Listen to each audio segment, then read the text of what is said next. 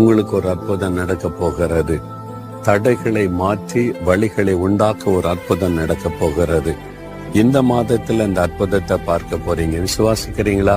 அப்படின்னா விசுவாசத்தோட ஆண்டவர் இந்த வாக்குத்தத்தத்தை எனக்குரியது. தடைகளை நீக்க போடுகிற கர்த்தராய் முன் நடக்கிறீர். இந்த நாட்கள்ல தடைகளை மாற்றி வாய்க்க பண்ணி இந்த மகிழ்ச்சியோடு சொல்லி பாருங்க, அற்புதத்தை காண்பீர்கள். நாம் ஜெபிக்கலாம். தகப்பனே, நீர் கொடுத்த வாக்குத்தத்தத்திற்காய் ஸ்தோத்திரம். தடைகளை மாற்றுகிற தேவன் முன் நடந்து கொண்டிருக்கிறேன்.